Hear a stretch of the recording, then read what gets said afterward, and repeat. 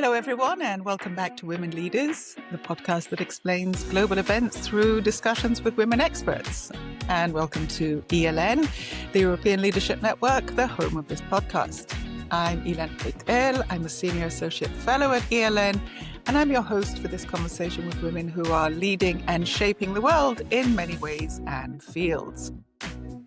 For much of this year, we've dealt with issues of war and peace for obvious reasons. But today we want to look at another core issue, democracy. While bombs have been flying in Ukraine and the Middle East, another massive event occurred in parallel. After 16 years, Viktor Orban and his Fidesz party were thrown out of power in Hungary. This Saturday, the 9th of May, a new government will be sworn in, headed by Peter Magyar with his Tisza party. Viktor Orban proudly created the idea of illiberal democracy, despite signing up for liberal democracy when he brought Hungary into the EU. Moreover, over 16 years, he turned Hungary into a machine of corruption to the vast disadvantage of the people of Hungary, largely financed by the EU. That is now hopefully over. To understand how Tisza brought about this massive achievement, we are delighted to have with us two activists who helped it happen. Flora Hevesi and Eva Cartwright. Hi, really lovely to see you both, and thank you very much for joining us. Thank you for Hello. having us. Thank you for having us. Let's start as ever. Let's hear a bit about each of you. Eva, do tell us about you and your career. Well, my name tells that I lived in the UK. Well, I lived in an English-speaking environment. I was married to an Englishman, and I moved to Britain in 1993. It's a long time ago, and I lived in the UK for 15 years. And I moved back to Hungary in the hope of some change and using my experience abroad in 2017. By profession, I am a logistics customs professional, and I also have a wine trade side business, which I do just for fun. I own a little wine shop in one of the most prominent regions of Hungary on the western side, and I used to run a UK wine business as well. In 2023, I moved to Brussels, very much because of Orban's regime, as my hopes of a better life or a return to home, to my home country, were shattered in many, many ways. So for 2.5 years now, I've been living in Brussels, and I work for an industrial association representing logistics professionals. I'm a customs expert here, and I work with the European institutions mostly. Wonderful. I'm very interested in the wine. Flora. Me too. We have very funnily parallel lives with Eva, which never crossed. Only here in Brussels 2.5 years ago. We both moved here at the same time, but only met after we moved here. I'm a communication strategist, an activist, and former journalist. Although my friends say if you're once a journalist, you're always a journalist. But I left journalism in 2010.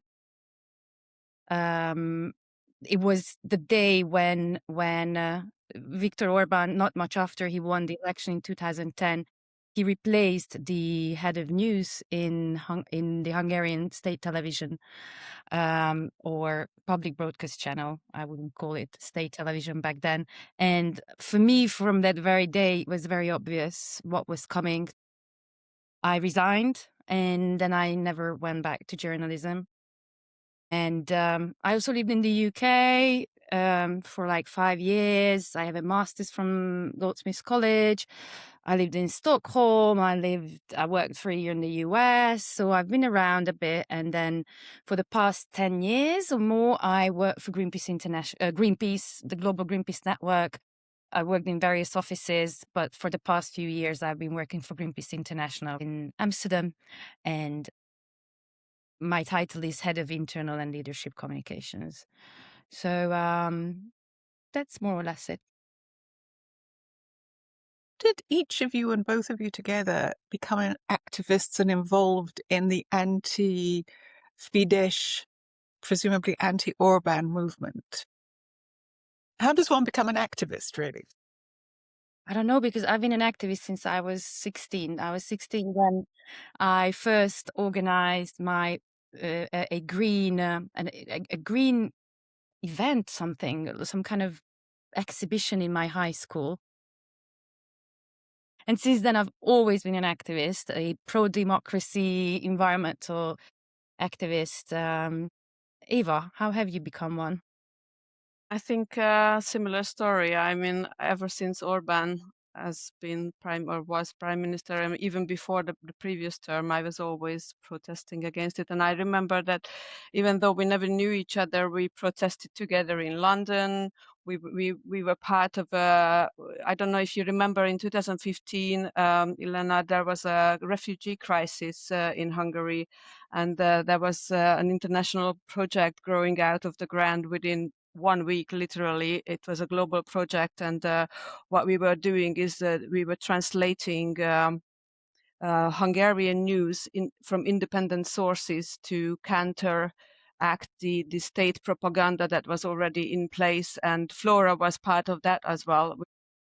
Many of us were translating these articles day and night from Sydney to San Francisco. It was a 24-hour procedure, and we built up this network of journalists, and even the UK Institute of Translators and Interpreters helped us proofing the texts, and it grew out into the movement that after a couple of weeks, even CNN and BBC took over our news because we provided some sources of information. And ever since then, every time when I was at home or in London or any time really, if there was a protest, I was there. Yeah, and I even have a video which is now very eerie to listen to. A couple of years ago, I recorded on Facebook saying like, yeah, you all ask me why am I always protesting, and I tell you now, I know that somebody will come, and when this person comes, he will know that there are people who think differently, and there are us for whom it is worth fighting, and here I am. I'm one of them. I'm recording this video for that. Yeah, and now it happened finally. I'm going to ask, we might come back to the activism issue, because I think for a lot of people who care about things, there's still a massive gap between caring and then going out in the streets. They don't understand how that happens. But we could let's leave that for a moment and come back to something which is even more basic, which is, when do you begin to notice the difference? When do you begin to notice that what was a democracy isn't a democracy anymore? When you need to do something about it, not just at the theoretical level that your party lost and he got in, but that everyday life is changing. How does that feel?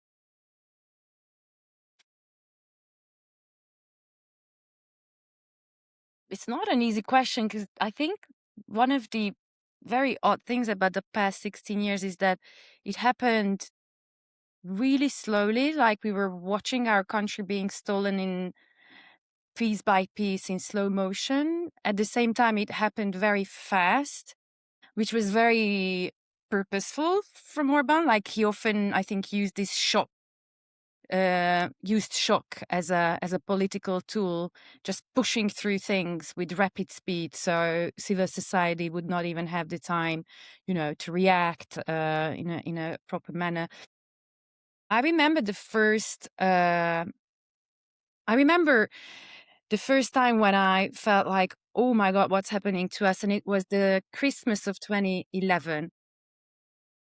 I need to add that in around 2007, I was still a journalist, but because I had been a green activist and very close to the Hungarian green movement for decades, around 2006, part of the Hungarian green and human rights movement decided to found a new party. And they also invited me to join the first 100 people who founded it. And I did, which was a huge moral issue for me because I was a journalist, but at the same time, I felt like, oh my God, yes, all I want is finally a Green Party in the parliament. And then this party made into the parliament. So when 2010, Orban won 2/3 majority, at the same time, this new party with 7.5% or something, which was pretty spectacular given it was a 2-year-old party, also made it to the parliament, which meant a lot of my friends, including my then boyfriend, suddenly became MPs. So we're suddenly sitting in the first row and watching all the insane machinery, how Orban turned parliament, which is supposed to be this holy space of democratic debate, how he turned it into a machine which was only serving his political purposes. And right before Christmas, in 2011, like not much after a year after he was inaugurated, they pushed through this giant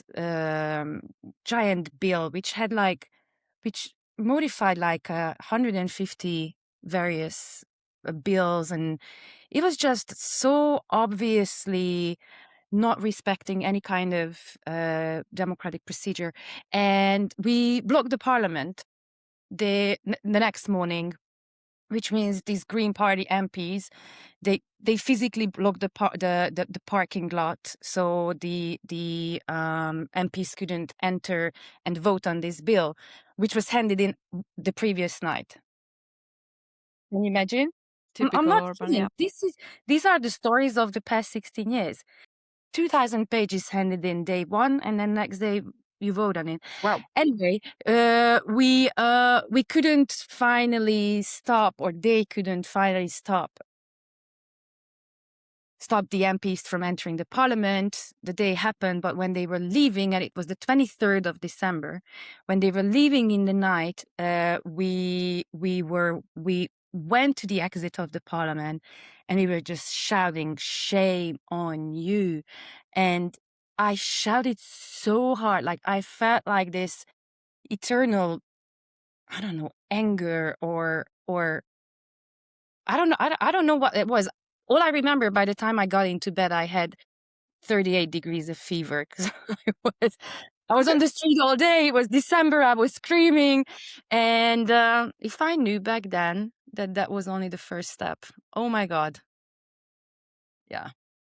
But it is an alarming step in itself. What you're saying is, as you know, 2,000 pages just before Christmas to be voted on overnight. That's just the tip of the iceberg. I mean, there has been so many other stuff. I mean, it was like Flora said, a little bit like cooking the frog, the proverbial frog, you know, when you put it into cold water and slowly turn the heat up, and your threshold level of tolerance just slowly rises. And after a while, you don't even notice things like this, because by this year, the sheer audacity of this system became so blatantly democratic, not just anti-democratic, anti-human even in some cases, that the threshold level where, you know, when you raise your head, it just kept rising and rising. And I suppose for Hungarians who have no access to international media or don't speak languages or do not even meet different democratic cultures, it was even more difficult to notice this, because, you know, people living in villages in rural Hungary, they don't actually had the chance since the political changes. Even though we joined the European Union, we never actually lived a full democracy because of the political structure of the country. So it's a very different process for us Hungarians, I think, and us who lived abroad. Obviously, because of our also because of Flora's and my own personality, I think the threshold is a lot lower, but also because we were exposed to real democracies, these protests became natural. At least for me, it was absolutely no question that I have to raise my voice, because, you know, if not me, who else? I always had this like social responsibility feeling in me that, you know, I pick up rubbish on the street and from childhood. So it comes somehow natural for me. But I think you need to be also outside of the country a little bit to be more sensitive. You're raising a very fascinating and important point, I think. Just, we'll come back to the specifics of what happened, but I think it's a point that's often overlooked in Europe, which is that, the Cold War ends 89, 90, 91, depends which of the countries you're talking about and where it is. Enlargement happens 15 years later, in 2004. Yeah. A bit, basically, at least 2 generations had lived in the Soviet Union. And it's not as though Hungary had been a democracy before the Soviet era. And then Orban comes along. So there's only 6 years between enlargement and Orban being elected. So how should they know? I think it's a very, very good point. Yeah, exactly. And I raise it because I've often had debates with German friends, for example, about the problems of reunification in Germany. But actually, if you think about East Germany, their only experience historically of something that isn't autocracy was Weimar, which wasn't exactly an outstanding success, sort of. So why should they know how to be a democracy and how to behave in a democracy? I fully agree. And may I also add that those 15 years you just mentioned between the fall of the Berlin Wall and Hungary and the Eastern Bloc joining the EU, that also happened to be the belle epoque of neoliberal economy. The economic transition in Hungary happened under a very specific period, and I was I was a teen in those years, but I still remember those debates how privatization was pushed through without any social contract, how people shamelessly transfer their political power into economic power, former communist leaders, how people were watching the wealth of the country being ripped apart by Western companies. Some of those Western companies really settled in Hungary and became key parts of Hungarian economy. But some industries were wiped out, like Hungarian. I remember that was one of the key debates. We had, I think, 9 sugar factories in the 80s, and 8 of them got privatized by Western companies, only to be closed down to get rid of competition. So I think the reason why I'm telling that is because if you say the word capitalism for someone in Hungary, it's not something that brings a lot of very positive thoughts to people. It's not like when Orban started to dismantle some kind of competition-based capitalist economy, people were like, oh my God, please don't do it because this is what serves our well-being. People were like, of course, kick out the multis, of course, get rid of the German banks because they haven't brought anything good to us. And I think something very similar happened to democracy. So when I remember how many times was I asked over the past 16 years, like, why aren't Hungarians stepping up, defending their democracy? And I was like, because for most Hungarians, democracy doesn't mean a thing. It's not like they have in-person experience about, collective decision-making and sensible debate. For them, democracy is like, the same people who were sitting in the parliament during communism now sit there. It's just the suit that's different, the name of the party that's different, and that's democracy. How very, very fascinating. And the elements of, or the external ones, like, I don't know, there was the European University was based in Budapest, and there were a lot of different approaches and, sort of imagery of Hungary as being part of, the revival of the Central and Eastern Europe after the Soviet Union. Did people not mind, other than maybe in Budapest itself, when the university leaves, when money is stopped, when the image of Hungary in other parts of Europe becomes bad? Was that at all something that impacted in Hungary? Well, I go for this one, but Flora probably will have some additions to add. Well, as far as I see, people did not know most of these things because by then the propaganda was in full power. Most of these things happened in the middle of Orban's regime, and by then all the newspapers, all the TV channels were controlled by the government. I come from a village, and and where I go home now to Hungary is a very rural area, and the difference of the mindset of people there is still fascinating. It's in a sad way, because when you first of all, your life is around a village which you don't leave in your entire life. Sometimes you don't go further than 100 kilometers maximum, because first of all, you don't have the money to travel. Second of all, you don't speak any languages, so your life in itself is very much limited. And then when you have the state television, all the channels saying the same things, you have the newspapers that are dropped through your drawer are saying the same thing. You are simply not exposed to anything else other than what the government says.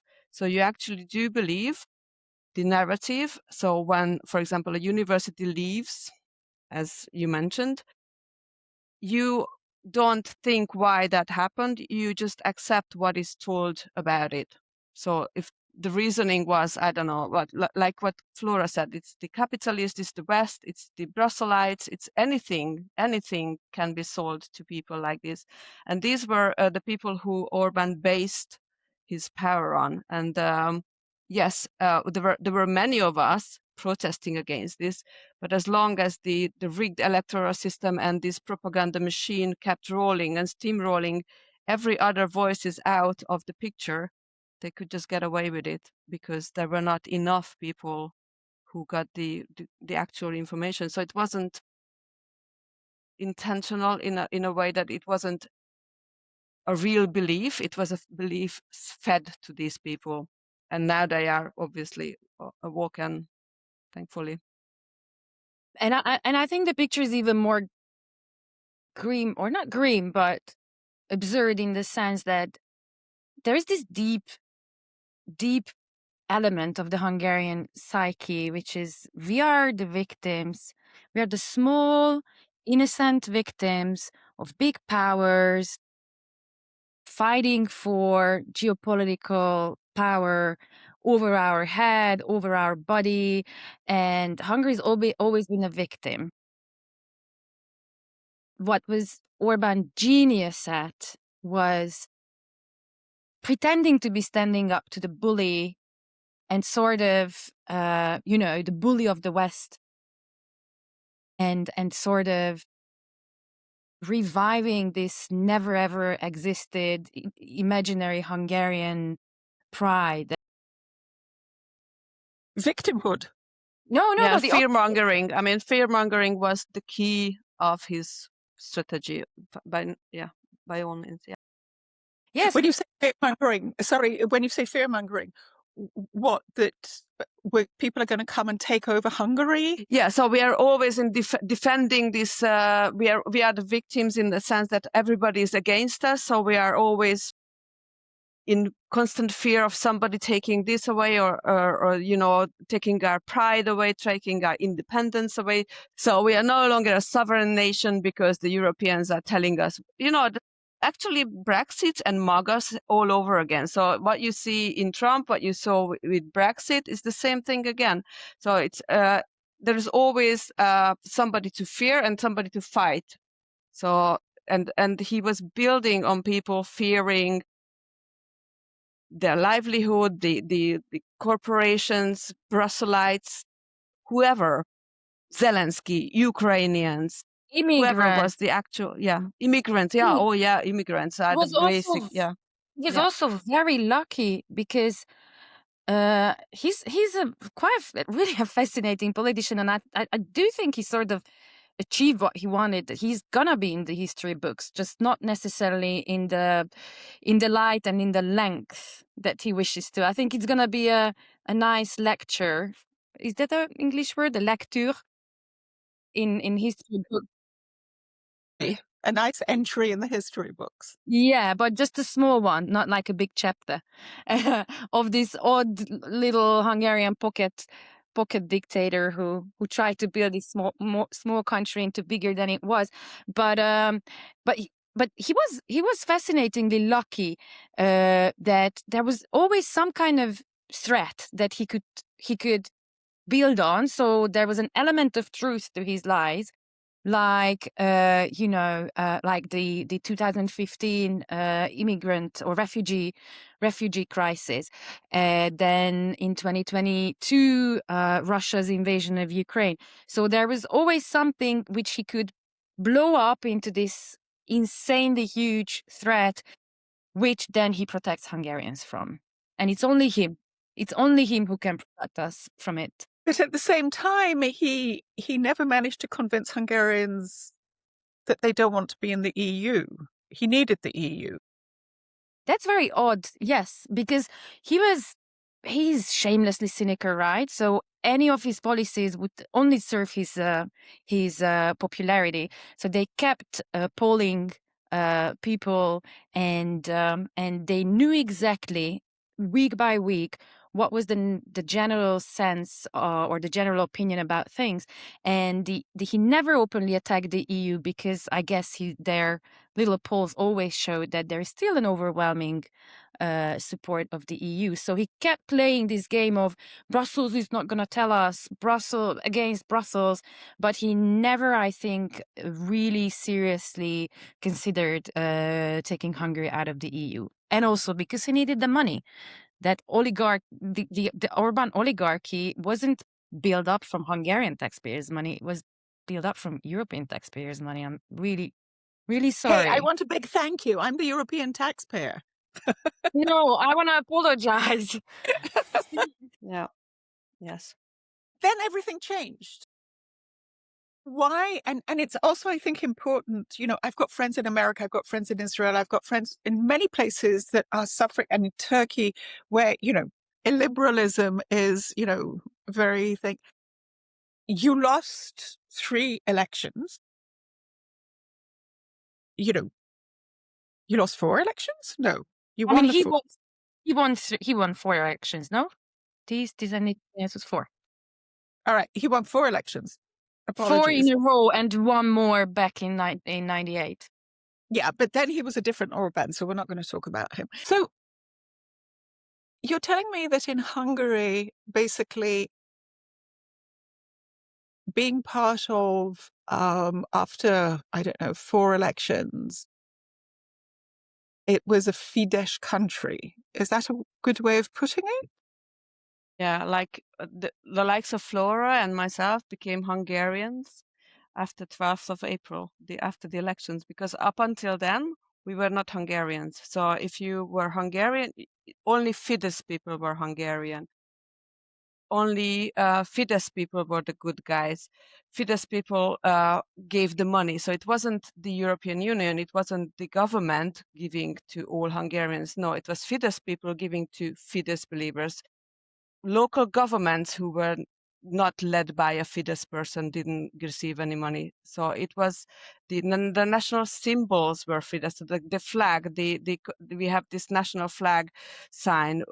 I stopped wearing it because it was Fidesz. The Hungarian flag became a Fidesz symbol.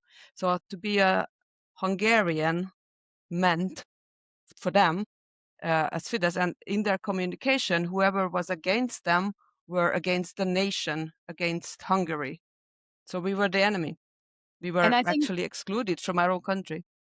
And I think this is, I think it's a very important detail to how corruption could reach these insane levels where a gas fitter, who is Orban's childhood friend, is now one of the most, is amongst the 1,000 most richest people in the world, not in Hungary, not in Europe, in the world.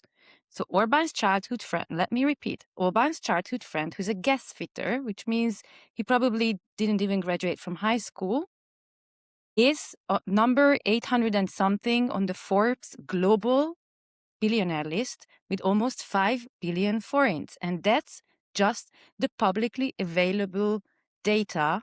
And then Orban has his family and then all his oligarchs.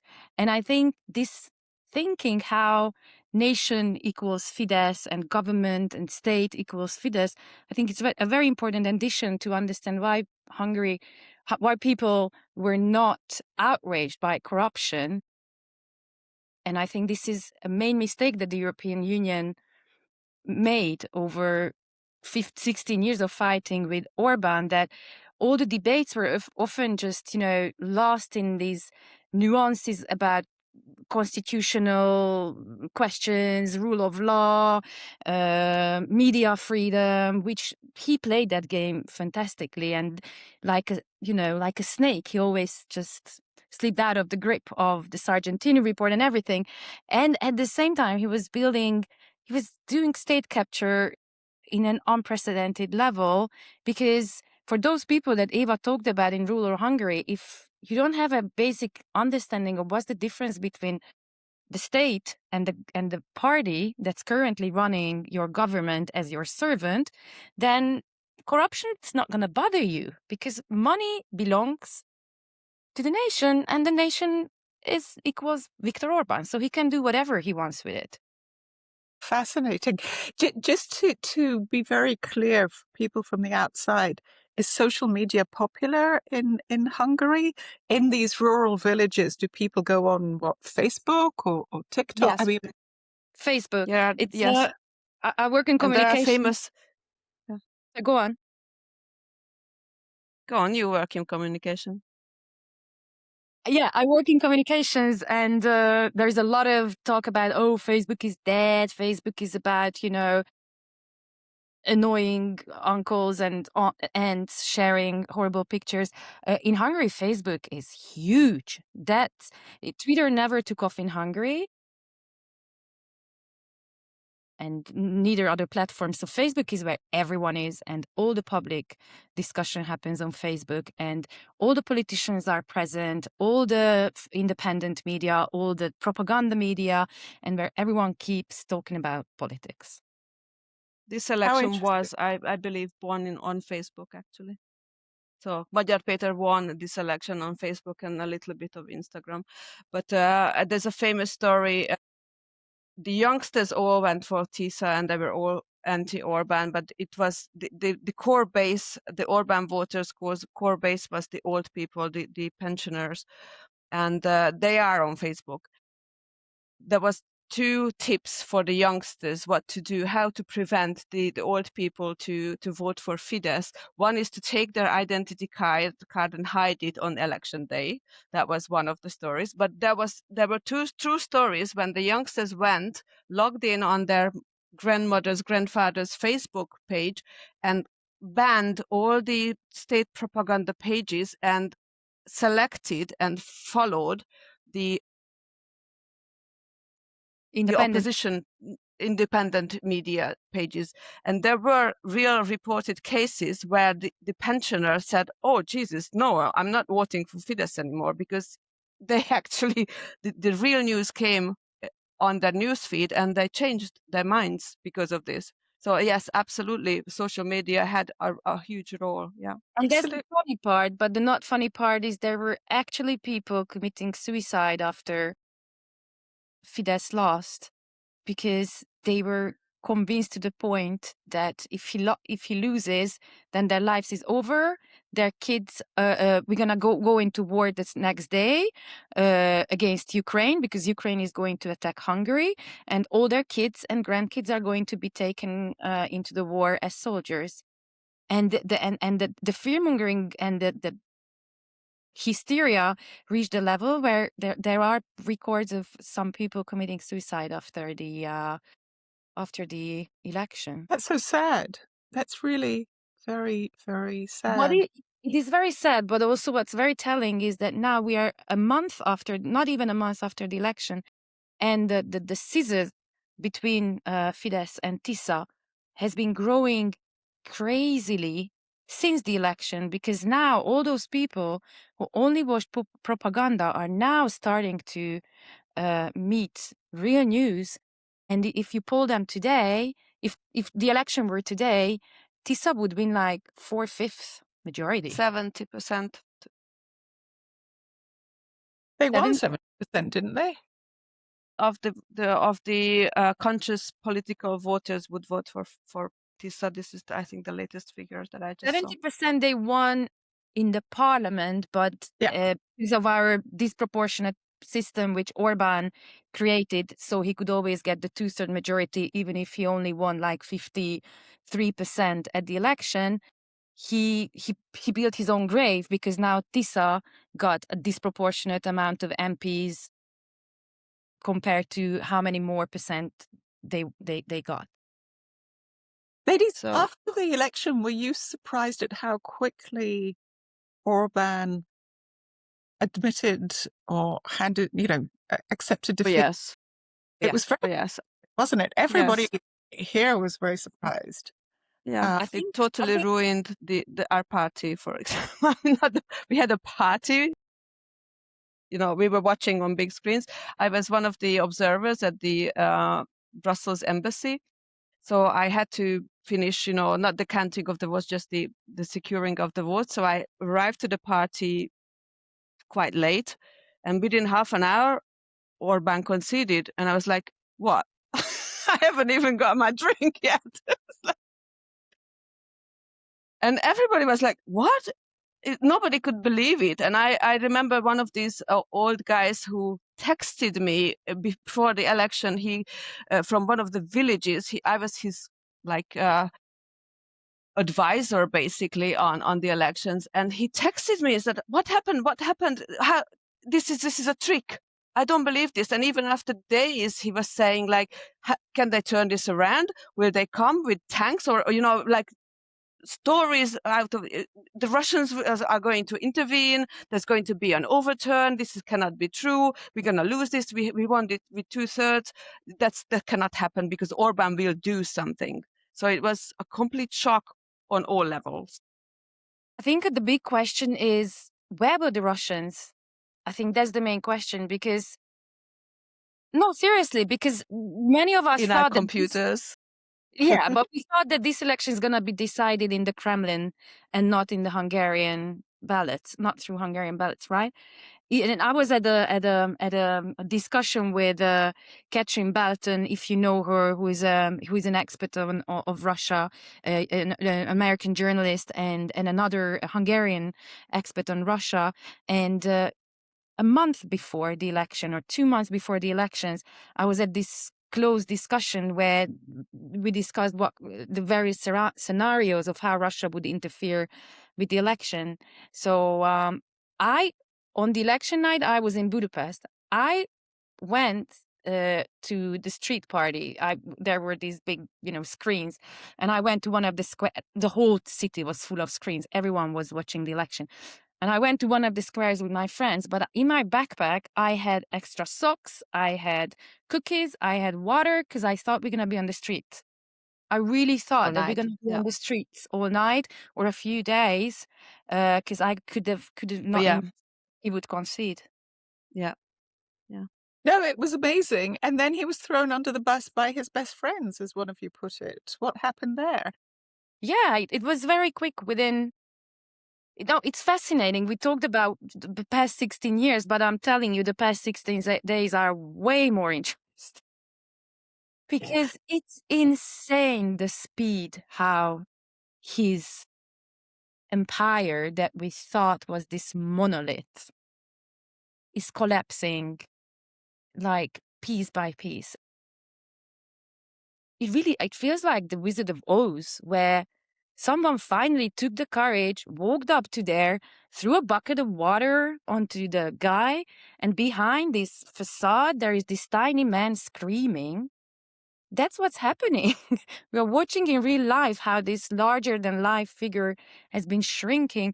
And yeah, he was very quickly thrown under the bus by his own people in Hungary, but also Putin. I think within 24 hours, he said that, oh, great, I'm looking forward to working with Peter Magyar. And Trump also said something like, yeah, he was a great friend. Too bad he lost. That's it. That was it. Amazing, isn't it?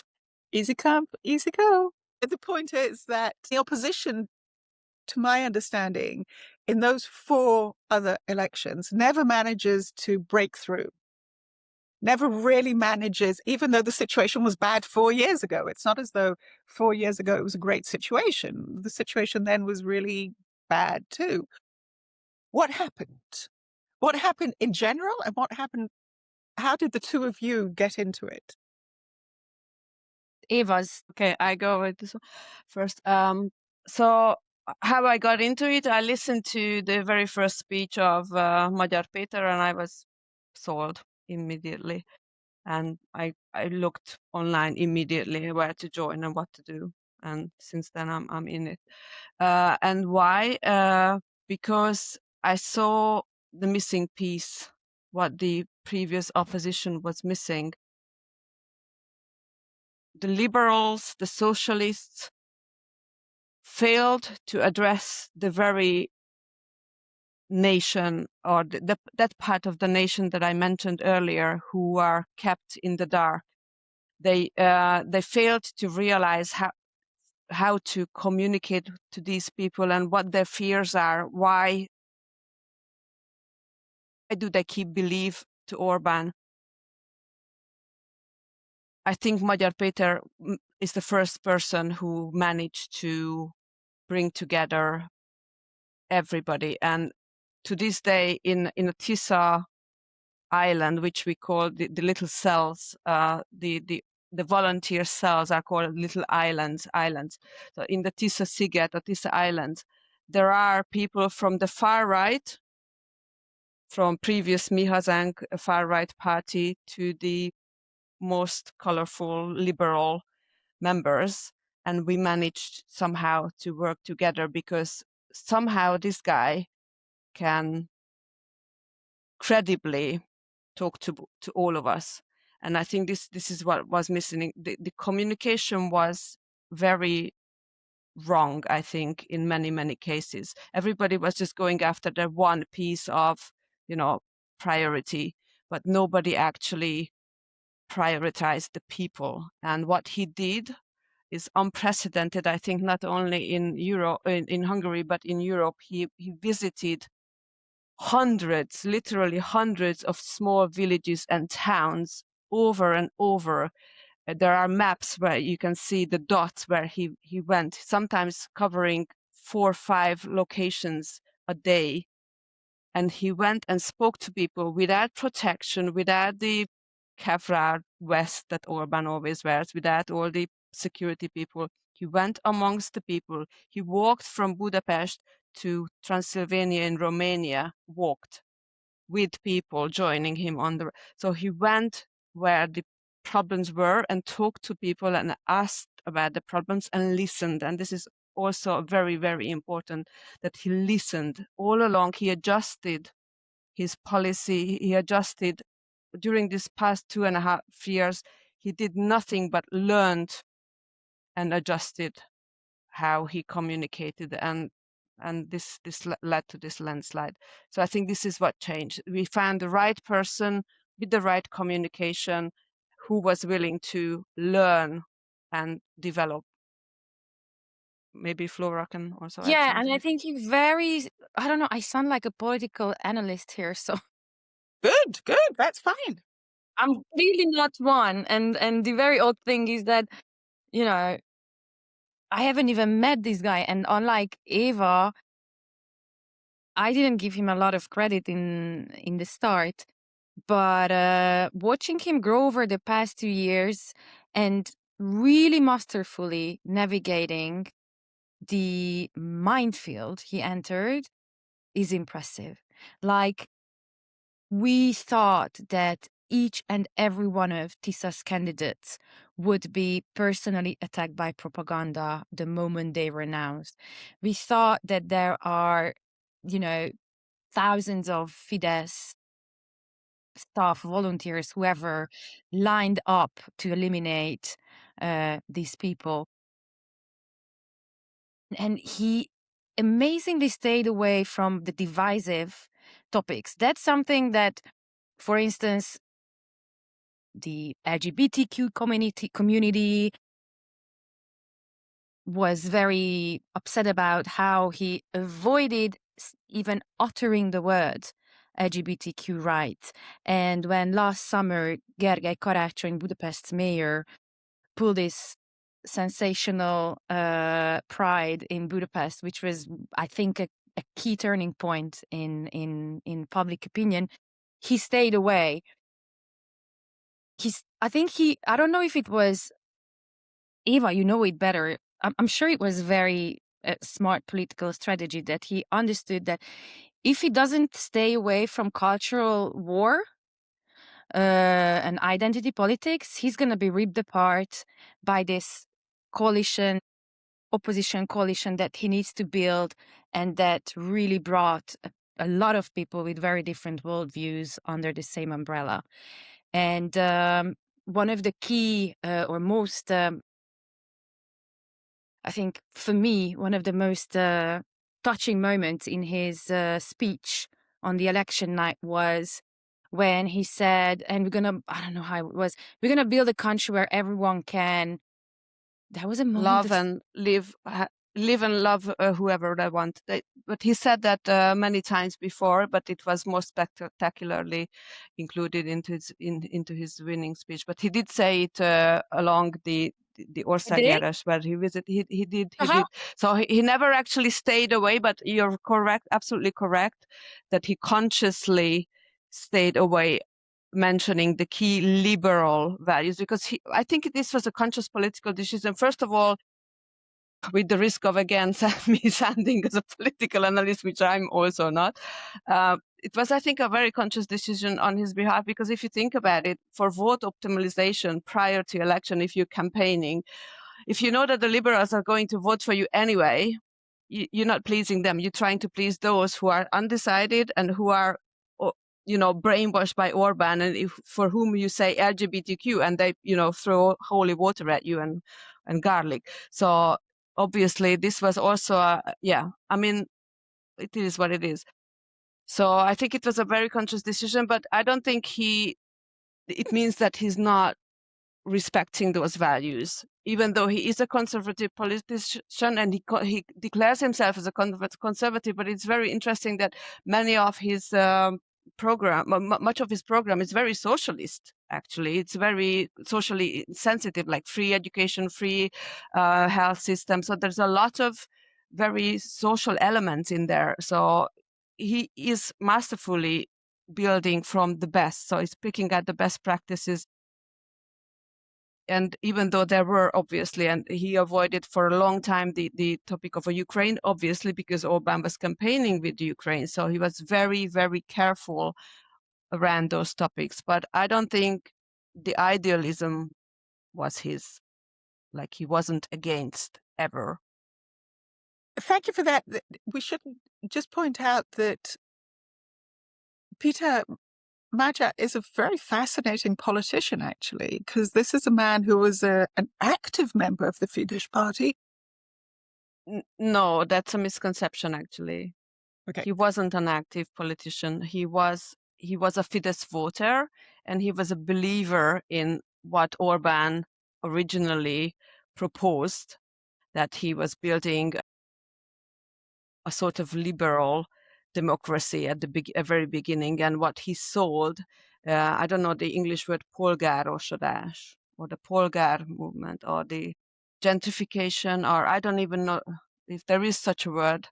But he was selling that the middle classes will be enforced, and we return from communism to a more democratic state. And he believed in that, and he but he never was. And this is a misconception. I really don't like it how foreign newspapers picked up on it, because it's a good headline that somebody left the Fidesz party. No.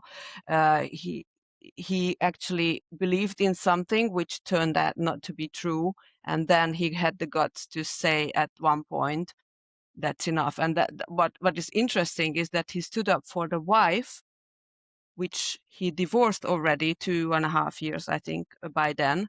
But when Fidesz threw his wife under the bus through yet another scandal, he said, okay, that's it. Because that's where his famous saying comes, that Orban is hiding behind women's skirt, because 2 women had to resign, whereas all the men who were much more implicated and much more deeply implicated in the pedophilia scandal that triggered all this, he stood up to protect his wife, which was Because his wife was a minister? The justice minister. Yeah, Justice. justice. She was the justice minister, and by then she divorced him, and they were already divorced. And also she stood by Orban all along. She even gave an interview against him to discredit him. And all along he was standing up saying, no, she's the mother of my 3 children and I respect her. And he never once said a bad word about her. So, yeah, but the Fidesz connection is such, it's not a party member, it's not a politician position. He did just, Married to a Fidesz connection. Yeah, a Fidesz politician, basically. Yeah. Very, very interesting.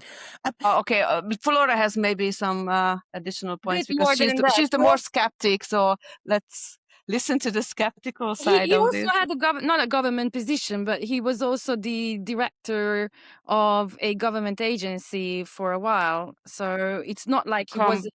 Company. Which government agency? He was a leader of companies owned by the government. He was the CEO of a company. Or the Architectsközpont, you mean? Oh, yes, that was, yeah. Okay, he did lead one of the government agencies. Which was providing student loans to students. Yeah.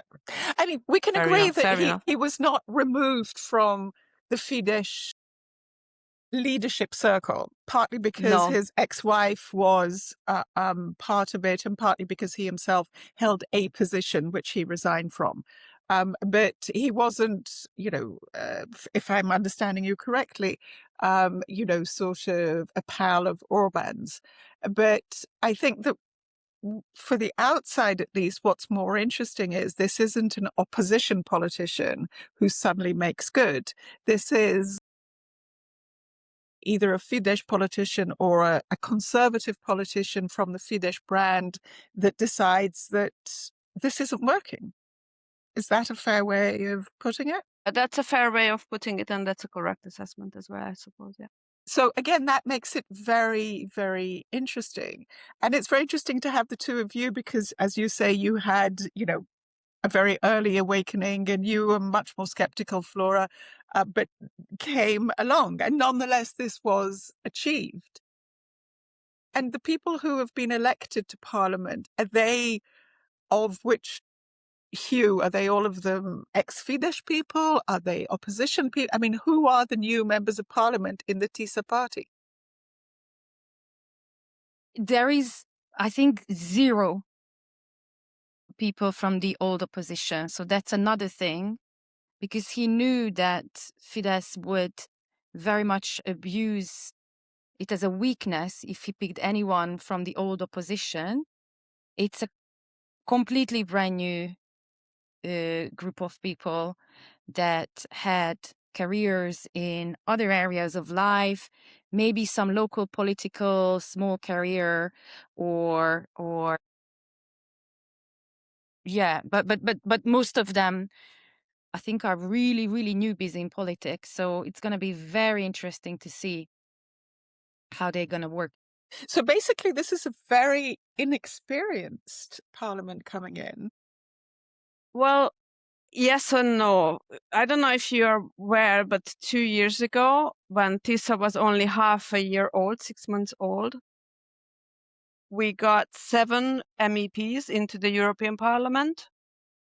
And that selection process was, again, very unique and, let's say, revolutionary, because he put out a tender online and people could send their CVs in for a week or even less than a week. And they had to upload introductory videos. They selected a couple of them, or a number of them, and people could vote. Anybody could vote online which 10 or 12 are the most sympathetic or most convincing. And out of the 12 candidates, 7 got in. And that was already a huge political feat. And all these people were chosen based on their merit, their experience. There are physicians from, one of them worked in CERN, one of them worked at Meta as a legal advisor in the UK. Many of them actually moved to Brussels or moved home or left their jobs because of this appointment. There is a preacher, one of them. So there's array of people, all of them chosen by the people, with obviously a selection process that was prefabricated by Tisza, but also very fair, I think. And the current current MPs in Hungary are also selected in a 2-round process. Constituency could name 3 candidates, and again, the constituencies and the people in the islands could vote which one out of the 3 should go into parliament. And then again, after 2 was selected, one was selected out, and 2 was again competed against each other, and it was a 2-tier process. And all these people, again, were selected based on merit. And as Flora mentioned, nobody from the old opposition parties got in. But in fact, some of the old opposition parties were smart enough to realize that the election needs to be now between Tisza and Orban. And many of them, not many, a couple of them restrained, even stepped back, and they would not nominate MEPs or MPs in this election, saying that, we need to get rid of Orban, and then maybe in the next election we will get. So, for example, the party that Flora mentioned earlier was smart enough to withdraw their candidacy, and this also helped. But nobody from the old parties got him. Absolutely fascinating. Because if we were to take this globally, for countries in which illiberalism is stalking, chief amongst them currently the US, but as I mentioned before, Turkey, Israel, Slovenia, Slovakia. What you're saying is that the bad guys, as it were, use fear-mongering as a very big issue, and victimization. That is the core thing that gets people.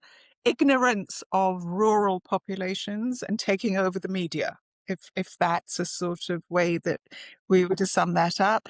And winning comes about because, first of all, the opposition unites, because the leadership invests a huge amount of effort in going to talking to people as opposed to talking to media or through the media.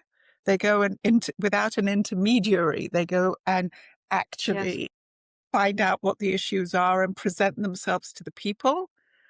Is that fair? And then you have a lot of activists like you who back this up.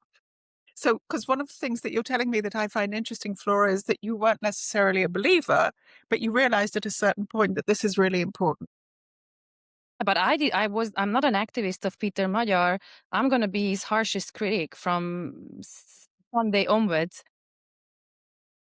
My activism was always driven by my conviction in